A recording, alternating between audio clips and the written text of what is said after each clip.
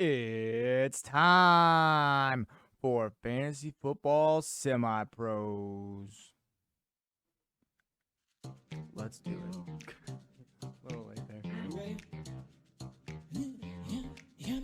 You got me running.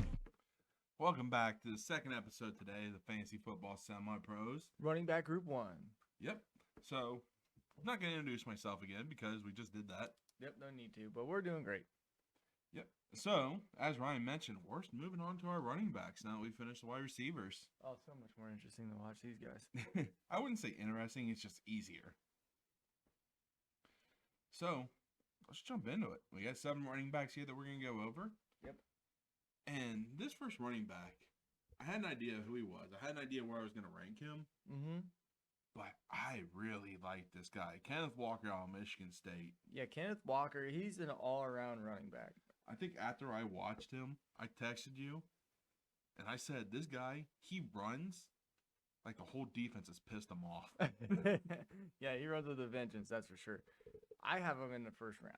Oh, definitely. He's my second best running back. That's and you fair. could make an argument for first. That's fair. He has a knack for finding the hole. He does. He has great vision when he's running the ball, and he's very he can move laterally or he can explode through the hole. Yeah, That's right. one thing I had on here in notes, he has the ability to make jaw-dropping cuts. Oh yeah, it looks like he's gonna break his own ankles, but then he's down the field 60 yards. Now, the one reason that I don't have him ranked number 1 is we don't know about his catching ability. Yeah, he's And one thing I do have on him though is when he's in on pass plays, he's a great pass blocker. no. Are you sure? Yeah. Because I saw a bunch of I don't know if you're That's an area that he needs improvement. really Clear area. really because we must have And watched different games. I've heard people because say that same exact thing. That's the one I'm thing. watching it and he is stepping up in the hole and he is stopping linebackers coming through open gaps. I've heard multiple people say the same thing. Putting his nose right in their chest. I disagree with you, and I disagree with the people that watch this stuff because That's I fair. watched 4 games on Kenneth Walker, and every single game he was pass blocking like a SOB that was madder than hell. Yeah. Now, I mentioned like he wasn't used much in the passing game here, No. and that most likely is by design. So that doesn't mean he can't do it. He had a few where he was catching the ball, And that's he my did- note on him. And this is did with okay. running backs, it's not are they a good catcher or not. It's can they catch is what my argument is. And yes, he can. And apparently, he's made a very good name for himself out of the combine in his pro days, showing that he can do it. And so he actually has that potential. And this is the same argument a lot of people have with Jonathan Taylor. It's like he didn't catch the ball out of Wisconsin, But and then he can gets Phillip Rivers, the dump off king, and he shows he can. Right. Yeah, this guy, he's got pretty good speed. He's elusive in space. But when he gets to that second level, he does have the opportunity, depending on the angles that the defense takes. He can get to the end zone once he's at the second level. But I mean, He has great ball security too. Oh, he yeah. he held the longest streak in the country for carries in the NCAA without a fumble. really. That went from 2019, 2020, and part of 2021. So if he gets the ball, he's protecting it as well. Gotcha. Yeah, I mean, I like this kid. He runs very hard between the tackles and outside. He can get there and use his vision to find that area, to that little gap to cut upfield. And yeah, you're right, man. He makes some explosive cuts. And the weird thing is, when he was at Wake Forest, they just didn't really use him. No. He was a transfer into Michigan State. Right. He just exploded onto the scene. Mm-hmm. And like I said, he's my number 2. I'm a number 2 overall running back. Yeah, I know who you got at number 1. And, well, it's kind of obvious from the last episode. I but- haven't watched him yet, so. And the thing is, early in this year, I had Isaiah Spiller ahead of both of them. Really? Yeah. But we'll talk about Spiller in our next episode next weekend. Yep. So, Kenneth Walker, like I said, if I get him, if I, with the 1-1, don't take Brees Hall, and I get Kenneth Walker instead, I'm not going to be angry. Right. No, you can't. I don't think you can. Yeah, but I think Kenneth Walker is a sure first round running back. Oh yeah, definitely. And I mean, as of right now, I had the note he profiles as an early down back, but he could evolve into more. Could, depending on how he's used. And big key difference here is the pass blocking. I disagree. I looked at and I made sure to watch him and the gaps he was filling and the way he was filling them. And man, he was putting his nose in people's chests, like linebackers full on sprinting in. And I thought he did a phenomenal job pass blocking. So we will agree to disagree on that. All right. So we'll jump into the second running back we have on this list, and that's James Cook of Georgia. Dalvin Cook's younger brother, I believe it is.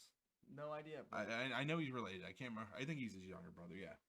This guy, not really a lot of carries from the film that I was able to watch. He was on him. never used for a big carry guy. He was always like a This guy's change of pace second guy. Yeah, I had third down, change of pace back. He's gonna do best in the as a slot, third down back. Yeah, and this is where he's gonna make his payday. Strictly PPR. He's versatile. He lines up in the backfield, slot, and out wide. He runs pretty good routes for a running back, especially deep routes. Part of me kind of wants to compare him to Austin Eckler, who was kind of similar. Austin Eckler kind of lined up everywhere, right? And he doesn't make his fantasy points off of running the ball. It's in the passing game, and that eventually down the line could be James Cook. He runs great routes. He has good hands. And when he does run the ball, he actually has good vision. That's okay. And I said decent ball carrier vision. You can kind of see in the way he runs, he does run a little bit like his older brother, Dalvin. Right. Yeah. I mean, he runs hard. I think he's a good athlete, but now one of the things Ryan mentioned on here is he hasn't been used a lot. Durability is a question for him.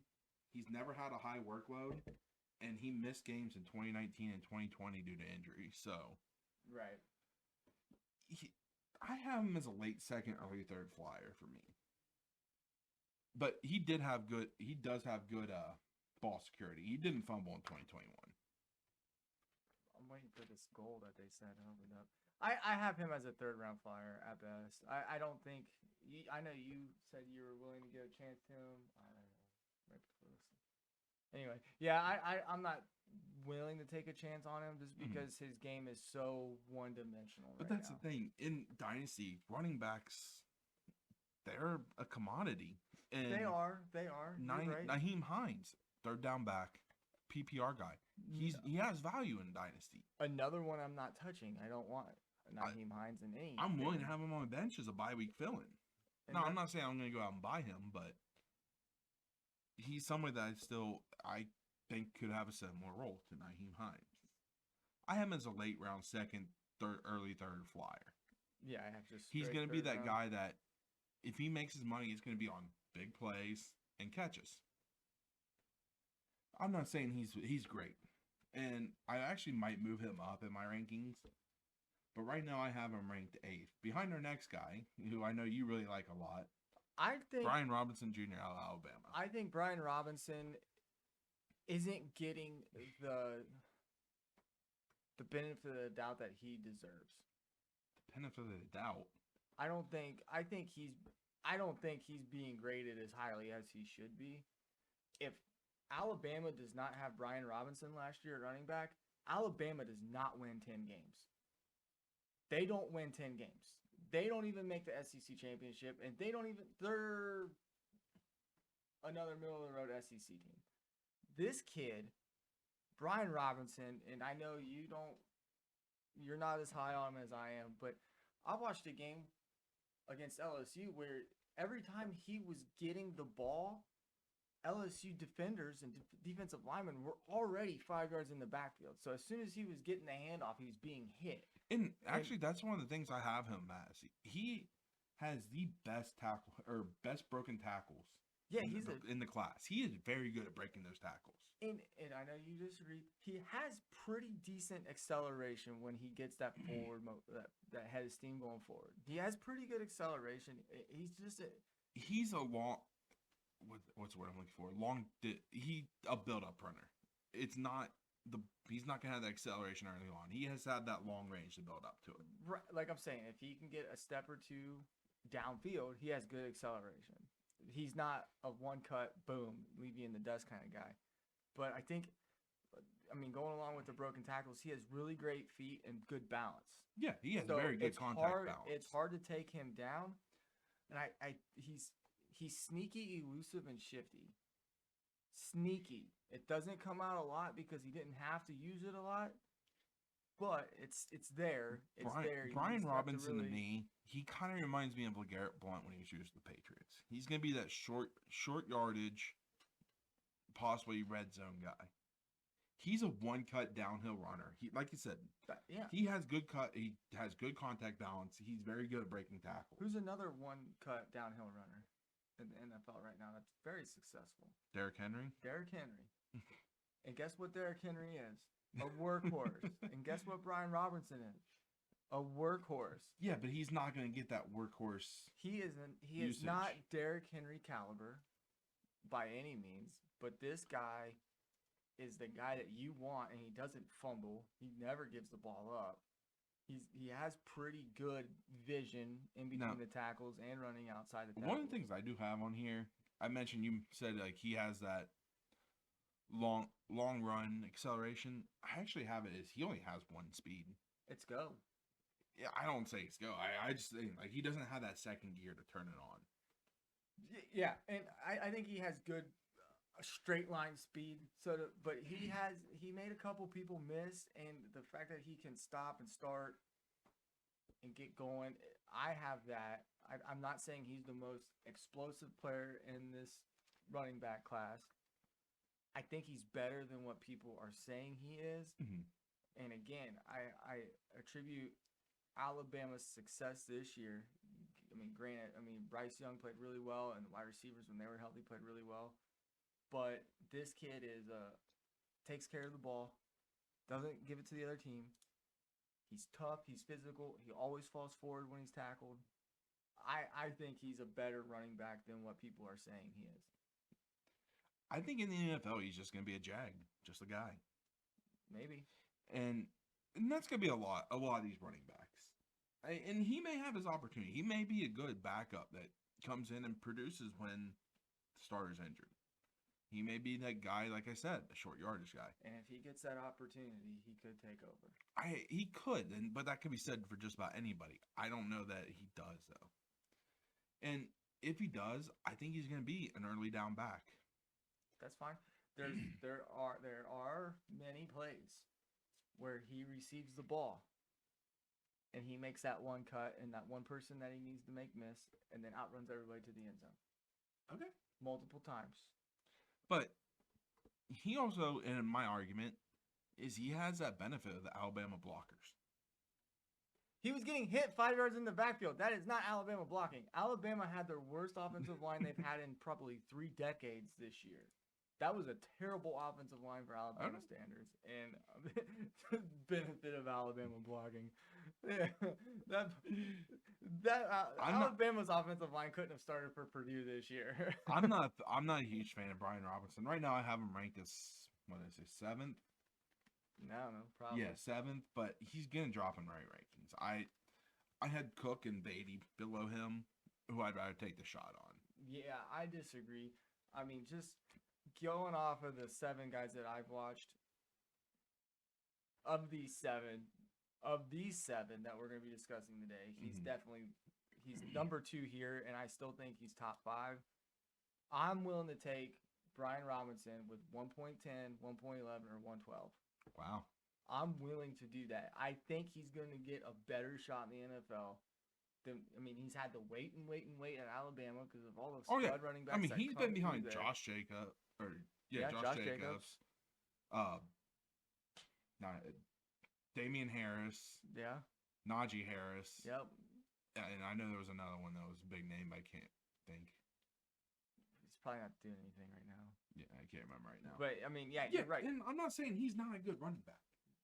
You have to be a good player to play and start at Alabama. Yeah, and I'm seeing, But- I'm going by the eye test. I'm going by what I'm seeing on film, and seeing where the holes are, which there weren't a whole lot this year. I'm telling you, this Alabama line was not good this year. They had like one or two good players. that they're used Personally, to, I'm probably but avoiding Brian Robinson. I have him as a 3rd round pick, but I'm probably avoiding him. I think he's higher. I think he's a late first, early second steal. I'm going with that. You got your guys, I got mine, and when I'm right, I won't boast. Yeah, right. Won't Mark my words. When I'm right about Brian Robinson Jr., He's gonna boast nonstop. I will not boast. All right, so now we got our first real big disagreement. Our next player, this is a guy I remember watching during the season, I gotta flip my page. and I kind of liked him in the one game I saw him. But going back since then, I haven't been too impressed, and that's Jerrion Ely out of Ole Miss. Yeah, and I remember watching probably the same game you watched where he looked phenomenal. Yeah, I can't. I Absolutely, think it you're was like against Texas A&M. something like that. and So you're like, I turned that "Oh, game yeah, on because yeah." I remember like hearing a lot about Isaiah Spiller, mm-hmm. and I even texted you that day. I was like, Jerrion Ely's kind of impressive. And I said, yeah, I told you this. Now, thing about Ely, he was a dual sport athlete in college, and he was actually drafted earlier in the MLB draft, Really? but he's decided to go to the MLB or to the NFL instead. We saw how well that's worked out for And- Kyler Murray. There's a lot of players that are drafted in both. Yeah, they have so many draft picks to waste in baseball. I believe even Tom Brady was drafted from Major League Baseball at one point.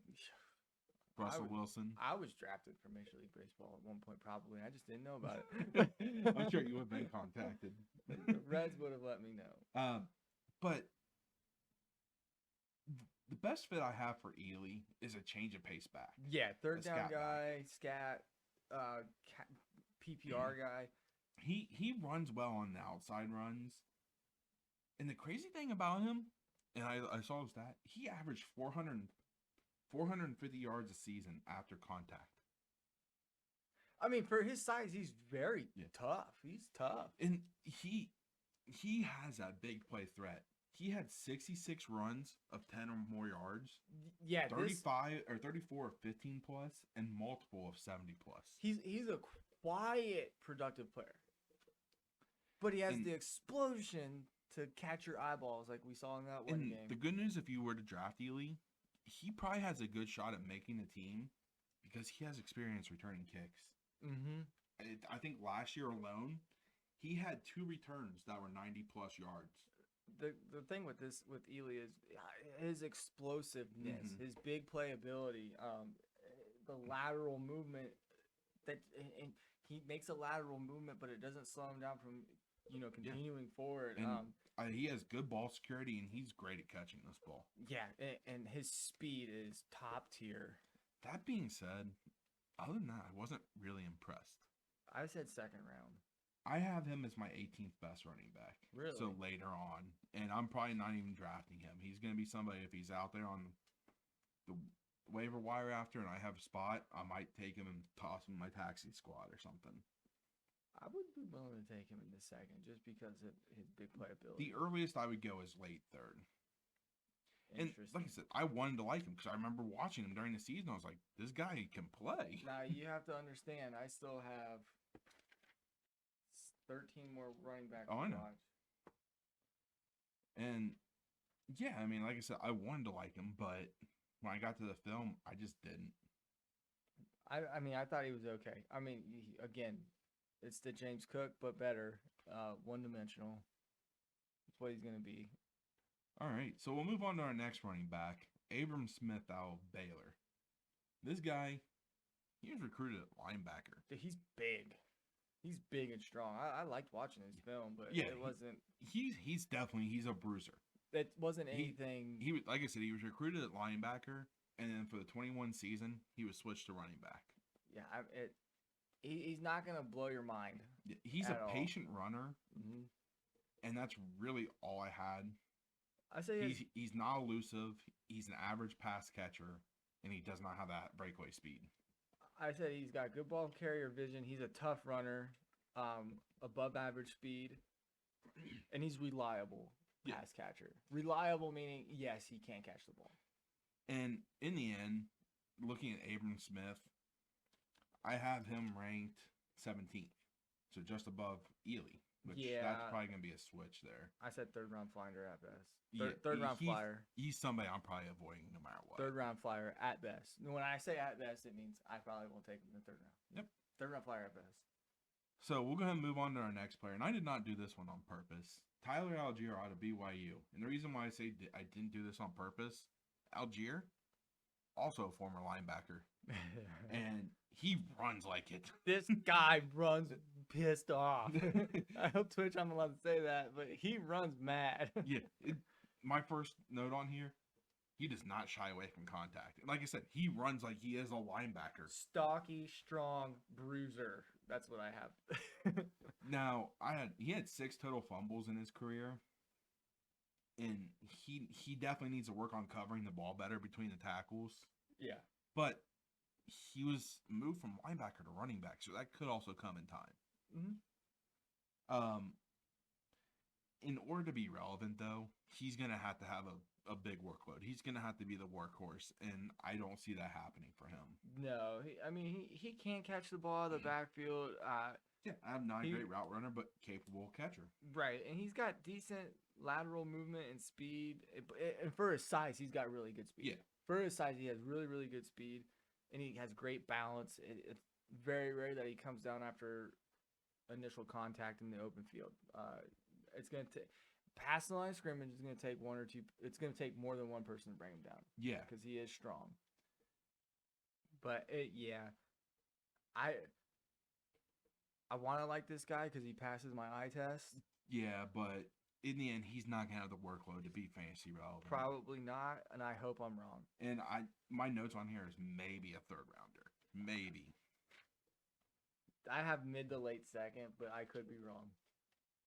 And the more I think about it, and the more, because I haven't watched. I have 13 more running backs to watch. I don't know besides these big names like Isaiah Spiller, and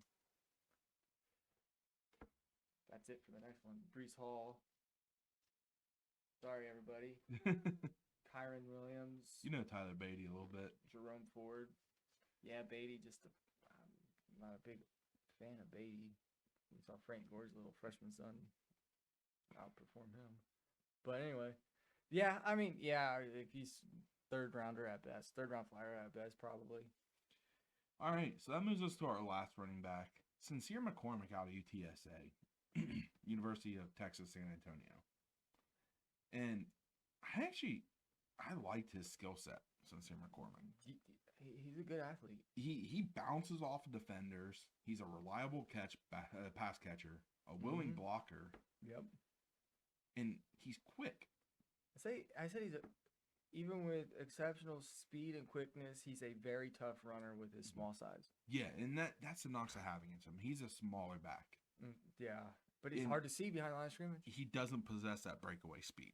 No, and especially playing in somewhere like UTSA, a smaller school, right? If you can't break away from those guys, you're gonna have trouble breaking away in the NFL. But he's an exceptional athlete. He is, and his lateral speed and his lateral movement is what really helps him and pick up yards. The last 2 notes I have on him is draft capital will likely be late, but I think he has potential high upside.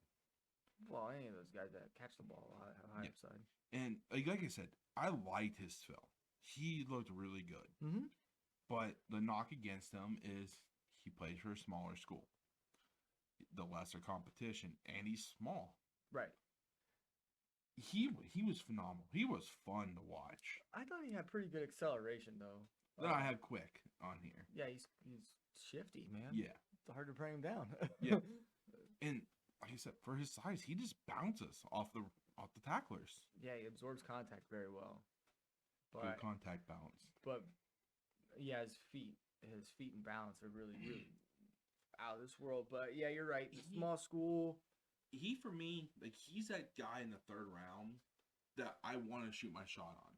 I want to take as that high upside flyer. I said late third free agent pickup, and then toss him in a taxi just to see what happens. Yeah,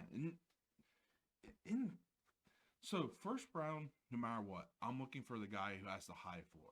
Who's gonna play right away? Who's gonna play? Who's gonna have that high floor?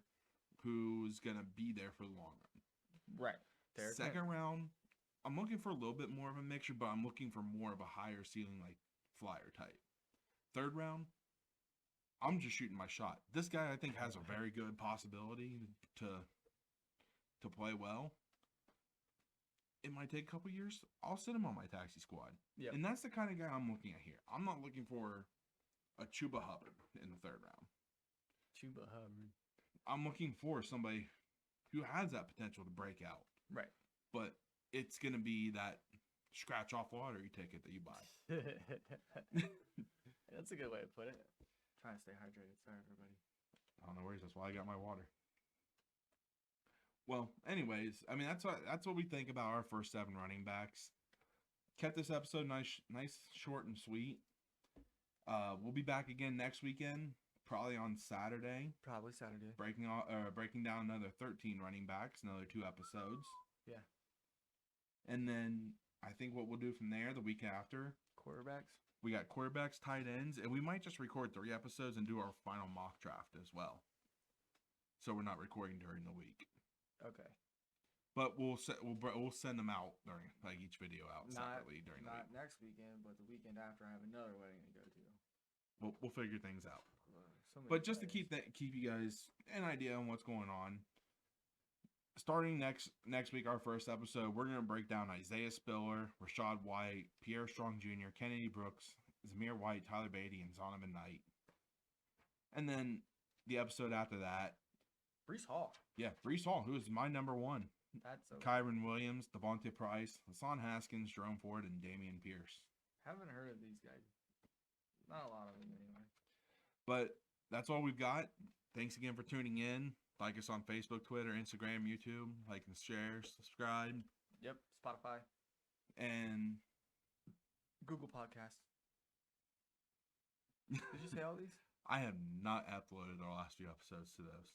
Well, we got to get it going. Well, I'll let you start handling getting the audio version up. I'll try. But anyways, thank you again, and we'll see you guys next weekend. Because we're a podcast.